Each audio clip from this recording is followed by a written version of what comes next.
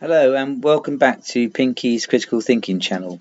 So today I wanted to talk about the NHS because, I drove past my local hospital earlier and I gave them a toot on the horn of the car, and it was really good to see all the doctors and waving over and getting excited. And when I did it, it seemed to encourage a few other cars to start tooting, so it sort of set up a bit of a celebration. But on the wider point, people might say, why are the doctors on strike? Well, the whole of the NHS is being systematically destroyed by this current government. They never wanted an NHS. It's not in their ideology. They think everything should be run by private companies, and that it all should be done in the name of profit and capitalism.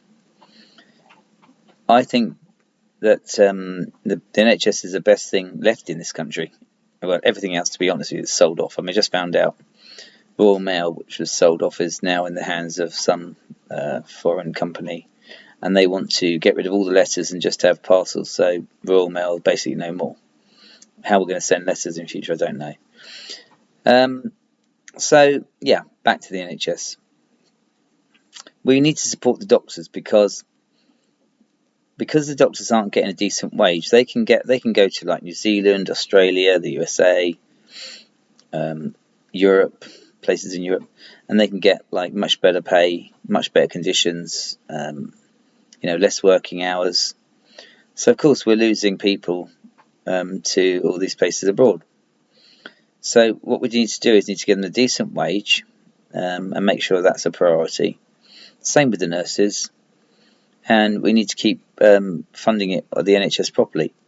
Now the government keeps saying, "Oh yeah, we're funding the NHS.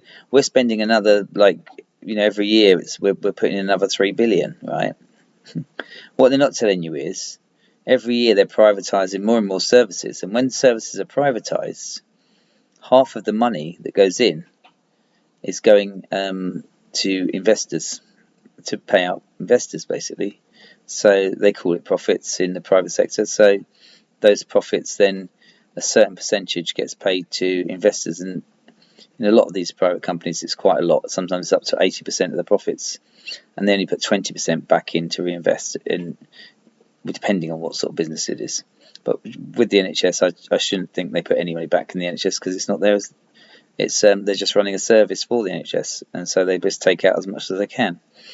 So when you hear the government saying, "Oh yeah, we funded it like another 3 billion, it's another 3% or whatever it is," it's not true, because as the more services are privatised, the more goes to private investors.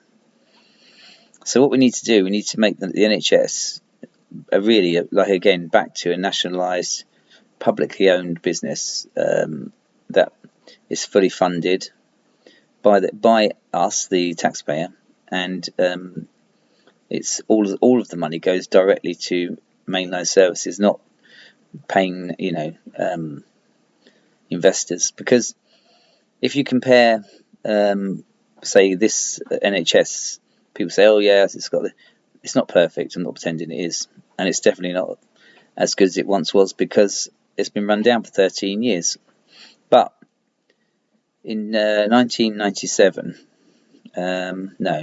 where are we? No, sorry, from 1997 to 2010, the NHS went from about 65% appreciated to about 85%. Had one of the highest ratings. I think it reached nearly 90% satisfaction from the people up until 2010. And in 2010 was when the Tories got elected, and it's been sort of downhill ever since. So, it is possible to have a decent NHS. It is possible to have an efficient NHS. It is possible to get waiting lists down and to run things properly. What's going on with the junior doctors is a totally different thing as to the older doctors, because the junior doctors, this is where we're losing them, because they spend 4 to 8 years, depending on what subject they're doing, at university, and then they spend another 4 years actually working in a hospital on very low wages, but training up to be a fully practiced doctor. So, it's a lot of investment, a lot of time, and this needs paying for. And also, they end up with huge debts from the university. So, we know we need to do something about that. We need to make sure it should be free, really. If you want to be a doctor, let's just say university's free. You know what I mean? Get people in there. So if you see the doctors out and about outside your local hospital, give them a wave. It really cheer them up, and then it also lets the government know that they've got the support of the public. And let's big up the NHS, because it's the best thing about Britain. Okay, speak to you all soon. Could you like and subscribe if you like the video, and make any comments below. I'd like to know what other people think. Okay, take care. Bye bye.